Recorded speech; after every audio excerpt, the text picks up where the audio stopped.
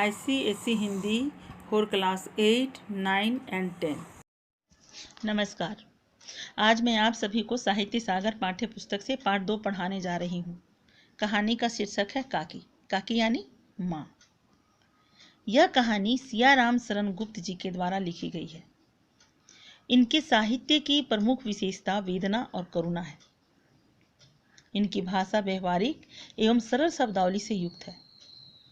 काकी कहानी में उन्होंने बाल मनोविज्ञान का बहुत ही सुंदर चित्रण किया है।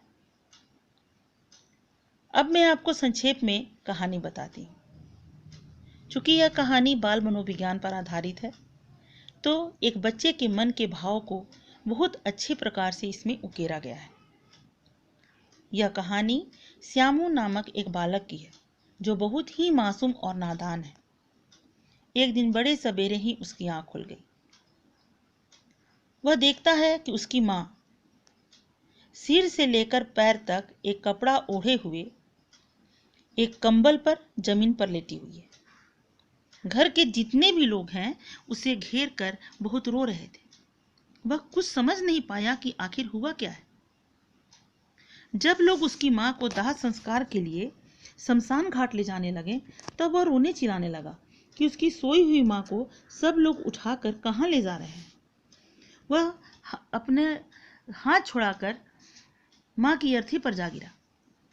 बड़ी कठिनता से उसे हटाया गया और उसे दाह संस्कार में भी नहीं जाने दिया गया।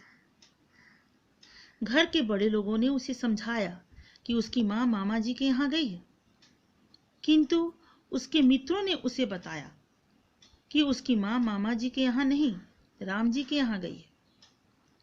श्यामू अपनी माँ के लिए बहुत दिनों तक रोता रहा।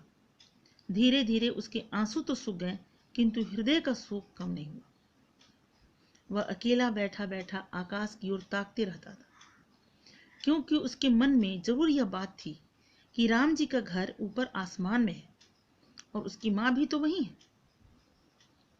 और फिर एक दिन उसने आसमान में पतंग उड़ती देखी। उसका मन प्रसन्नता से खिल उठा।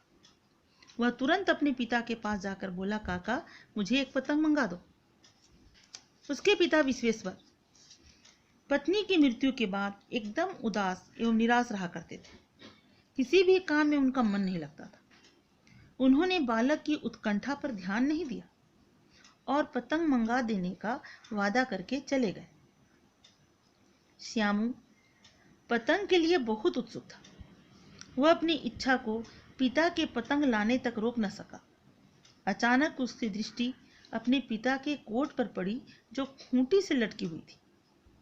उसने नजर बचाकर एक स्टूल कोट के नीचे सरकाया, फिर कोट के जेब में हाथ डाला और उसमें उसे एक चवन्नी मिली।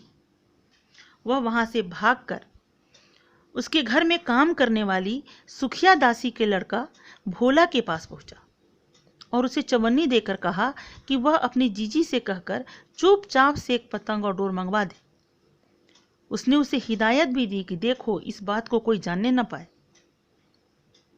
पतंग आ गई और सबसे छुप कर एक अंधेरे कमरे में श्यामू और भोला मिलकर पतंग बांधने लगे।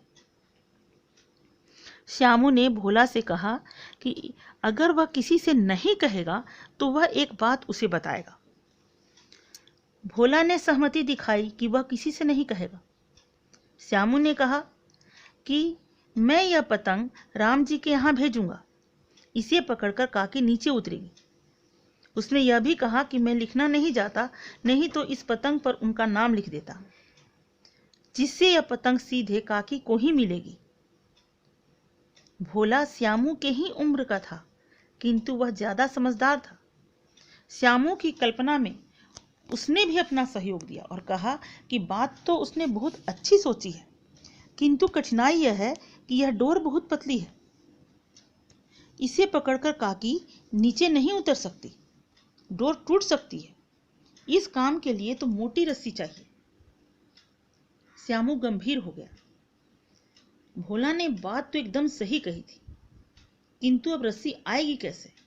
पैसे तो है नहीं और उसे घर के लोग इस काम के लिए कुछ देंगे नहीं, क्योंकि वे सभी तो उसकी काकी को बिना दया माया के जला आए हैं। फिर उसने पहले वाली तरकीब से पिता के कोट से 1 रुपया निकाल लिया और भोला को देकर कहा कि देख, अच्छी अच्छी 2 रस्सियां ले आना, लेकिन किसी को पता न चले। वह कहता है कि वह जवाहर भैया से एक कागज पर काकी लिखवा लेगा। नाम की चीज से पतंग काकी के पास पहुंच जाएगी। पतंग आ गई। दोनों बहुत ही खुशी खुशी अंधेरी कोठरी में बैठकर पतंग बांध रहे थे कि अचानक बहुत ही क्रोध में वहां विश्वेश्वर आ धमके और दोनों को धमकाते हुए पूछा कि उनके कोट से रुपया किसने निकाला है। भोला बुरी तरह से डर गया और सारा भेद खोल दिया कि श्यामू भैया ने रस्सी और पतंग मंगाने के लिए रुपया निकाला था।